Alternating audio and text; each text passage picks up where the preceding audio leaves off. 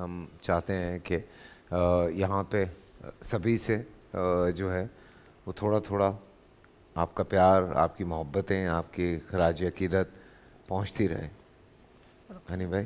بسم اللہ والصلاۃ والسلام علی رسول اللہ. نبی پاک صلی اللہ علیہ وآلہ وسلم نے فرمایا زینوا مجالسکم بذکر علی ابن ابی طالب، کہ اپنی مجلسوں کو علی کے ذکر سے سجایا کرو.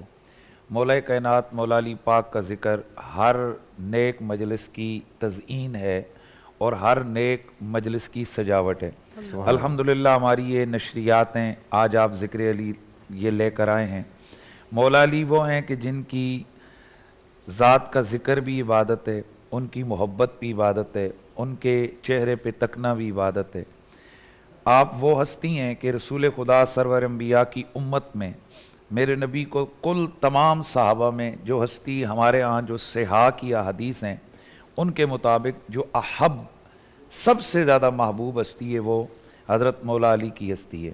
اور اس پر خود سیدہ طیبہ حضرت عائشہ، حضرت سیدنا ابو بکر صدیق، حضرت سیدنا زید بن ارقم، حضرت سیدنا معاذ، حضرت سیدنا ابو ذر غفاری، حضرت سیدنا عمار بن یاسر رضوان اللہ علیہ اجمعین، ان حضرات سے یہ حدیث مروی ہے کہ اللہ کے نبی جس ہستی سے مردوں میں سب سے زیادہ پیار کرتے تھے وہ علی پاک کی تھی، اور خواتین میں جس ہستی کے ساتھ سب سے زیادہ محبت تھی وہ سیدہ زہرا پاک کی تھی.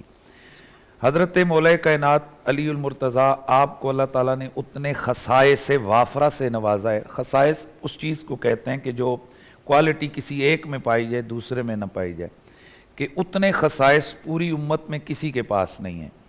مثلا حضرت مولا کائنات کی ولادت کعبہ شریف کے اندر ہوئی ہے.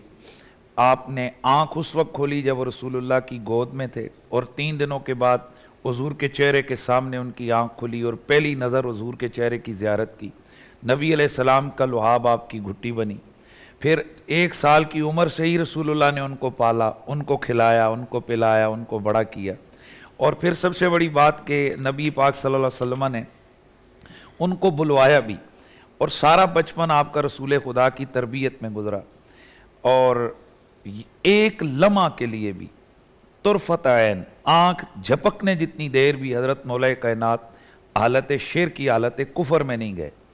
یہ جو کہا جاتا ہے کہ پہلے مسلمان حضرت مولا علی ہیں، یہ پہلے مومن مولا علی ہیں، تو اس کا یہ مطلب نہیں کہ معاذ اللہ وہ پہلے کفر میں تھے. 2 ہستیاں اور بھی ہیں، لیکن 2 ہستیاں صحابہ کرام میں سے ایسی ہیں، حضرت سیدنا ابو بکر صدیق ہیں کہ جن کا ایک لمحہ بھی کفر میں نہیں گزرا، شرک میں نہیں گزرا.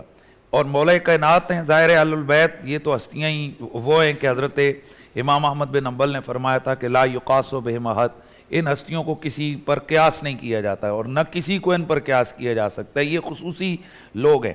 تو مولا کائنات مولا علی پاک وہ ہیں کہ ایک لمحہ کے لیے بھی آپ کسی بت کے آگے نہیں جھکے، یہ شرک میں مبتلا نہیں ہوئے. البتہ یہ کہا جاتا ہے اعلان اسلام یعنی اظہار اس کا سب سے پہلے جن ہستیوں نے کیا ان میں مولا علی ہیں. اور پھر ہم آگے بڑھتے ہیں. مولا علی کافی چھوٹے تھے اس وقت. جی عمر میں آپ چھوٹے تھے، تو 6 یا 7 سال کی عمر ہے، یا بعض روایت میں 8 سال کی عمر ہے. اور وہ منظر بھی فیصل بھائی بڑا عجیب و غریب ہے کہ خود نبی پاک بھیجتے ہیں، فرماتے ہیں جاؤ جا کر علی فلاں فلاں فلاں فلاں جتنے بھی ہیں، جب آیت آئی نا کہ وانذر عشیرتک الاقربین تو سب کو بلایا. تو مولا کائنات علی المرتضیٰ کو میرے نبی پاک نے بھیجا کہ علی سب کو بلا کے لاؤ. تو مولا علی سب کو بلا کر لائے. سب سے پہلے نبی پاک نے سب کو کھانا کھلایا. کھانا کھلانے کے بعد میرے نبی پاک نے ان کو دعوت اسلام دی. وہ اول فول بکتے ہوئے اٹھ کے بھاگ گئے. اگلے دن حضور نے پھر بھیجا، علی پھر بلا کے لاؤ. وہ پھر آئے، پھر اسی طرح ہوا.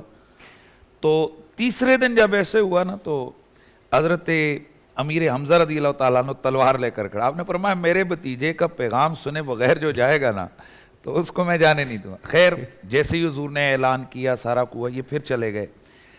تو نبی پاک صاحب اللہ صلی اللہ علیہ وسلم جن کے دل میں یہ چاہت تھی کہ زیادہ سے زیادہ لوگ ایمان کے راستے پر آ جائیں، اسلام کے راستے پر آ جائیں، تو جب انہوں نے انکار کیا نا تو یہ جا رہے ہیں اور مولا علی دیکھ رہے ہیں اور حضور کو غمزدہ دیکھا تو کھڑے ہو کر عرض کرتے ہیں یا رسول اللہ کیا ہوا اگر انہوں نے آپ کی اطاعت نہیں کی؟ میں ہوں نا آپ کی اطاعت کرنے والا. سبحان اللہ. یا رسول اللہ میں ہوں نا آپ کا کلمہ پڑھنے والا. سبحان اور اللہ. اگلا جملہ بڑا زبردست ہے. آپ نے کچھ سن رہے تھے جاتے ہوئے، آپ نے فرمایا جو آپ کا دشمن ہوگا میں اس کی ہڈیاں توڑ کے رکھ دوں گا. یہ جملہ سن کر کہکہ بلند ہوا.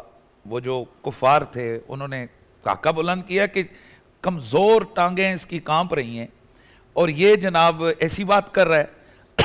میں سمجھتا ہوں کہ وہیں پہ قدرت کی جو غیرت ہے نا اسے جوش آیا. فرمایا اچھا اے علی اب تیرے ہی ہاتھوں سے ان سب کی ہڈیاں نہ توڑواؤں تو کائنات کو مجھے رب نہ کہنا. اور پھر وہی علی ہے کہ بدر میں وہ جو بڑے بڑے صنادید تھے نا ان کی ہڈیاں توڑنے والا, ان کے سروں کو تنوں سے جدا کرنے والا وہی ہے کہ جس کی اس وقت تو ٹانگیں کانپ رہی تھیں, لیکن اللہ کا وہ شعر ایسے بنا کہ پھر یہ آسمانوں سے صدا لگتی تھی کہ قوت پروردگار لا فتح الا علی لا سیف الا ذوالفقار. بول انٹرٹینمنٹ کے شوز دیکھنے کے لیے ہمارے چینل کو سبسکرائب کریں اور بیل آئیکن پر کلک کرنا نہ بھولیں.